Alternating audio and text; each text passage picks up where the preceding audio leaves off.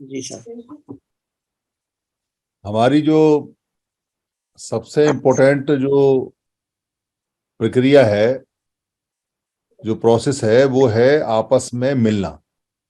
जिसको हम संगति बोलते हैं। और ये प्राचीनतम हमारा प्रोसेस है, यानी ये जो तंत्र है, सिस्टम है, ये प्राचीनतम है भारत का, श्रमणों का, संगति का। उस समय जो संगति हमारी लगती थी, उस समय हम जल जंगल जमीन सबके मालिक हुआ करते थे, और किसी भी जमीन पे जाके बैठ के हम संगति लगाएं, वो संगति का अधिकार हमारा अपना होता था, किसी भी तारीख में, किसी भी समय, किसी भी जगह, कभी भी, कहीं भी, और कितनी भी। रोज संगति लगाएं या हर हफ्ते लगाएं या दिन में 20 बार लगाएं, कोई रोक टोक नहीं होती थी। पर जब ये हम अपने संघ के जितने इकट्ठे होने के अधिकार थे उनको भूल गए, और उस प्रोसेस को भूल गए, और आपस में सन्निपात माहौल भूल गए, तो जो हमारा जल जंगल जमीन और जो हमारे अधिकार थे वो भी उन लोगों के हाथ में चले गए जिन्होंने संघ के प्रोसेस को समझा, जाना और अपना संघ बनाया, और वो सारे मालिक हो गए। ये एक नेचुरल प्रोसेस है कि जो इकट्ठे रहेंगे वो हर चीज के मालिक रहेंगे, और जो बिखरे रहेंगे वो हर चीज के गुलाम रहेंगे।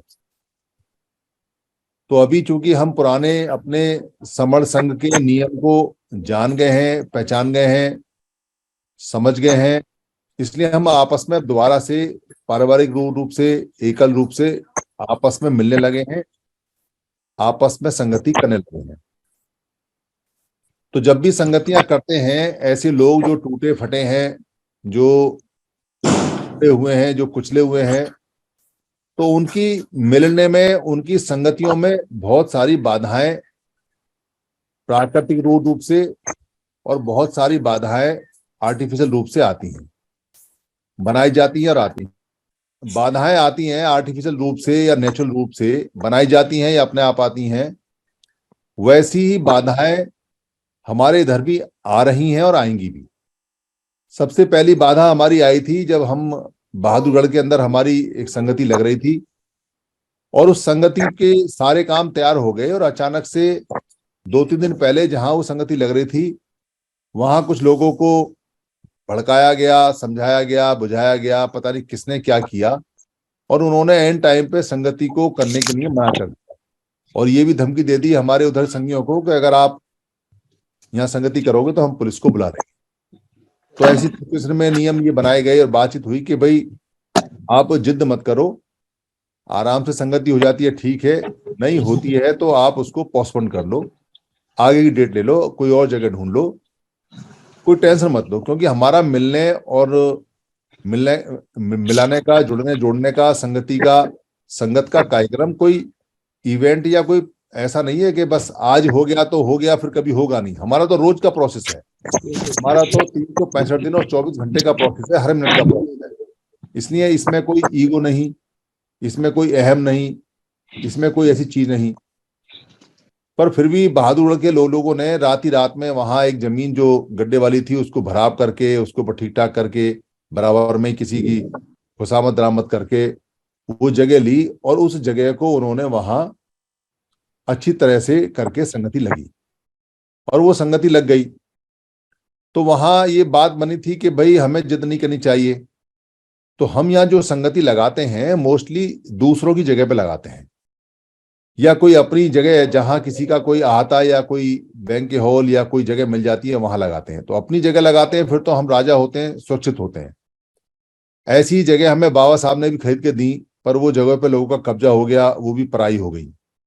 और अब तो सारी जो बुद्ध की जगह थी वो भी लगभग पराई है। तो हम जो यहाँ बड़ी संगति लगाते हैं वो मोस्टली सरकारी जमीन होती है, सरकारी ऑडिटोरियम होते हैं, सरकारी चीजें होती हैं, सरकारी इमारत होती हैं।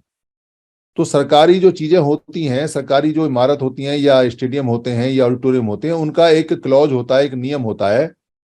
कि सरकार जब चाहे उसकी परमिशन को रद्द कर सकती है, या उस स्थान का उपयोग वो अपने सरकारी काम के लिए कर सकती है। उस क्लॉज के तहत में वो सारे भारत में हमको अलॉटमेंट होती है, पैसे के अगेंस्ट में। पैसा तो हम देते हैं, पर पैसे के साथ साथ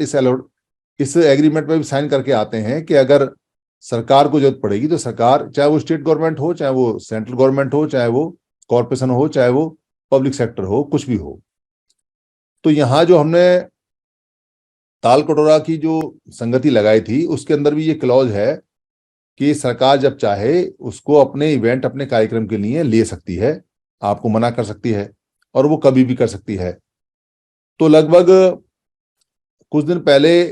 ऐसा एक मैसेज आया कि हो सकता है कि यहाँ G20 का फूड फेस्टिवल लगे, जो समिट हो रही है 20 देशों की G20 फरवरी में, उसका फूड फेस्टिवल लगने का यहाँ प्रोसेस हो सकता है, ऐसे आदेश आए हैं, पर कंफर्मेशन नहीं है। तो कंफर्मेशन जो आई वो आई कल उन्होंने कहा जी कि यहाँ फूड फेस्टिवल लगेगा तालकोटरा स्टेडियम में, और आपका 12 तारीख वाला हमें डेट शिफ्ट करनी पड़ेगी, या तो आप 12 तारीख की बजाय कोई और डेट हमसे ले लें या अपना पैसा ले लें, और हम इसका लेटर आपको 1-2 दिन में दे देंगे, मगर आपका कार्यक्रम खराब ना हो इसलिए आपको पहले से बता रहे हैं। ऐसी सूचना आने के बाद में, चूंकि हम एक कहीं ना कहीं एक रिजर्व जगह और भी रखते हैं, तो हमने पहले से एक जगह रिजर्व करा के रखी हुई थी, लॉक करा के, पैसे जमा नहीं किए थे हमने, इन केस कहीं, क्योंकि ऐसे कार्यक्रम हो सकते हैं, कोई बात ऐसी हो सकती है, तो वो हमने दिल्ली के पास, मतलब नई दिल्ली रेलवे स्टेशन के बिल्कुल पास में, सेंट्रल दिल्ली के अंदर रामलीला मैदान के अंदर एक ऑडिटोरियम है, जिसमें लगभग 1,500 लोग, 2,500 लोग एडजस्ट हो सकते हैं, कुछ खड़े हो सकते हैं, कुछ बैठ सकते हैं, कुछ दाएं बाएं अपनी व्यवस्था में कर सकते हैं। वो हमने रिजर्व में रखा हुआ था, स्टैंड बाई में, पर उसका पैसा नहीं जमा कराया, होल्ड करके रखा हुआ था। परसों जब उनकी सूचना हमारे पास आ गई तो हमने जो हमारे यहाँ फाइनेंस के एक RS गिल सर है, उनको कहा था कि आप वहां जाके ड्राफ्ट बना के उसको कवर कर लो, ऐसा ना हो कि वो भी जगह हाथ से निकल जाए। तो यहाँ मैं, ये सूचना भी है और ये प्रस्ताव भी है और ये जानकारी भी है सदन के लिए कि हमारा जो वेन्यू है वो अब तालकटोरा स्टेडियम नहीं रहेगा, क्योंकि वहां पर सरकार का G20 कार्यक्रम होगा। और कोई वेन्यू हमने और भी तलाश किए थे, बड़े बड़े वेन्यू, पर कोई वेन्यू हमें मिले नहीं। यहाँ पर और कोई वेन्यू ऐसे है नहीं जहां पर तालकटोरा स्टेडियम जैसे लोग आ सके, इसलिए यहाँ अब वेन्यू हमारा का जो ऑडिटोरियम है सिविक सेंटर में, नई दिल्ली रेलवे स्टेशन में, रामलीला मैदान के आगे, वो वेन्यू हमारा रहेगा। उसमें थोड़ी कैपेसिटी कम रहेगी, इसलिए यहां मैं ये प्रस्ताव करता हूं कि अब जो लोग बाहर से आ रहे हैं, क्योंकि उनका रिजर्वेशन हो चुका है और वो सभी लोग अपने अपने प्रोग्राम बना के आ रहे हैं, कुछ लोग घूमेंगे भी, कुछ लोगों ने होटल के जो रिजर्वेशन है वो भी करा लिए हैं, किसी का हवाई जहाज का रिजर्वेशन है, किसी का रेल का है, और ऐसे इतने कम समय में ना ही तो प्रोग्राम चेंज होते हैं और ना ही किसी के रिजर्वेशन का पैसा मिलता है, और सबने मन बनाए हुए हैं, इसलिए बाहर के लोग निराश ना हो, मायूस ना हो, और संगति लगातार हो, ये कैंसिल नहीं की जा सकती, इसलिए वेन्यू बदला जा रहा है।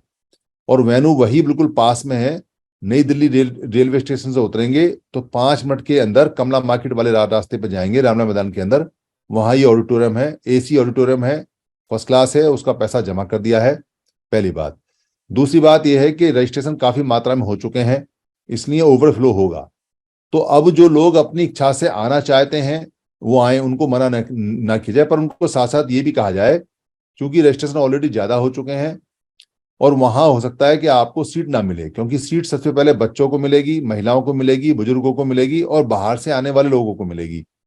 जो यहाँ के लोकल हैं और जो मैनेजमेंट में रहेंगे उनको सीट सबसे बाद में ऑफर होगी, अगर खाली होगी तो। खाना सबको होगा, क्योंकि खाने की कोई दिक्कत है नहीं, कार्यक्रम सबको मिलेगा, कार्यक्रम लगातार चलता रहेगा, इसलिए जो लोग खाना खाने जाएंगे उनकी सीटें, जो लोग बाद में वो बैठ सकते हैं, और वहां स्टेज पे भी काफी लोग बैठ सकते हैं, क्योंकि काफी बड़ी स्टेज है, 200-300 लोग उस पर स्टेज पे आराम से बैठ सकते हैं। तो सारे मिलके हम भाईचारे की तरह, परिवार की तरह इस व्यवस्था को संभाल लेंगे, इसमें तो कोई शक है नहीं। पर रजिस्ट्रेशन अब जब भी हो और जो भी लोग आना चाहें उनसे ये कह दें कि भाई आपको वहां खड़े भी होना पड़ सकता है, सीट हो सकता है कि अवेलेबल ना रहे, क्योंकि ऑलरेडी वो बुक है। और अगली संगति के लिए, क्योंकि उनका लेटर आना है, उसमें उनका ऑफर आया हुआ है कि आपने जो तालकटोरा स्टेडियम है वो जिस डेट में बुक कराना है उस डेट में आप बुक करा लें।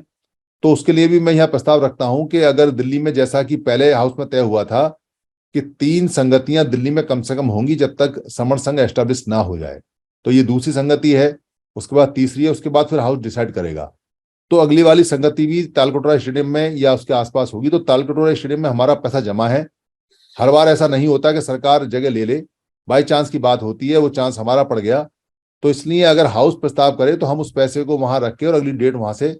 6 महीने बाद की, 8 महीने बाद की, साल भर बाद की, जैसा हाउस प्रस्ताव करे वैसा ले सकते हैं। कम से कम 6 महीने बाद की लेंगे और 6 महीने के बाद कभी भी आ जाए।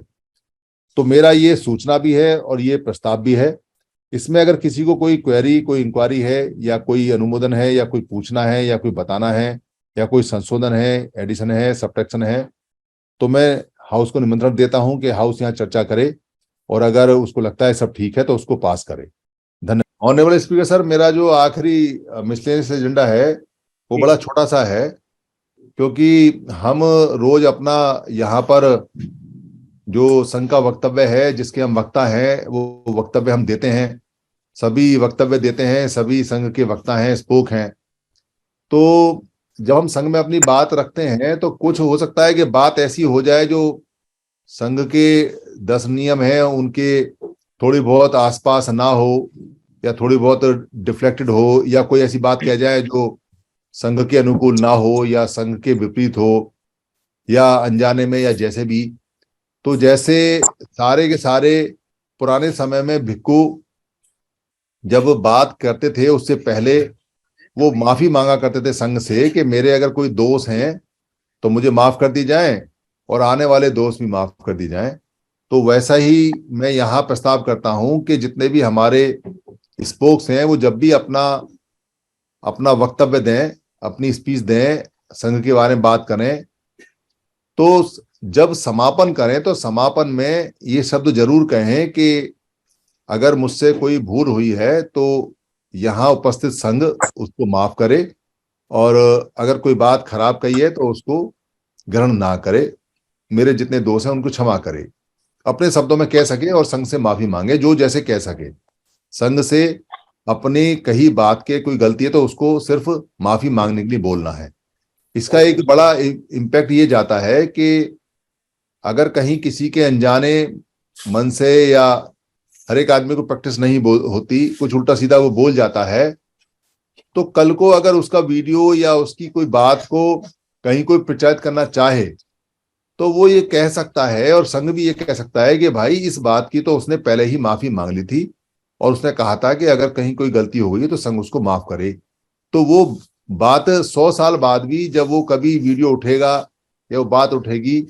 तो किसी का वक्तव्य काट कर अगर कोई आदमी कहीं कुछ कहेगा भी तो वो ऑथेंटिक नहीं माना जाएगा, क्योंकि गलतियां बोलते समय आदमी को इतना प्रैक्टिस नहीं होती, कहीं भी हो सकती है। इसलिए पुरानी पुरानी परंपरा है, पुरातन है कि संघ के समय बोलते समय, उस समय तो भिक्खु संघ में तो पहले ही माफी मांगते थे, पर यहाँ इतना संशोधन है कि जो पहले बोले वो बोले, उसके बाद में कोई दोष अगर हो जाए तो उसके लिए संघ से माफी हाथ मांग ले, और ये हर एक व्यक्ति करे इस काम को, और इसमें बिल्कुल भी लापरवाही ना बरते, चाहे भले इसके लिए आधा मिनट अपने वक्तव्य में फालतू देना पड़े। ऐसा मेरा प्रस्ताव है। संघ इसको देखे, समझे, जाने, और अगर अच्छा लगे तो इस प्रस्ताव को कबूल करे। ये मेरा आखिरी प्रस्ताव है आज का।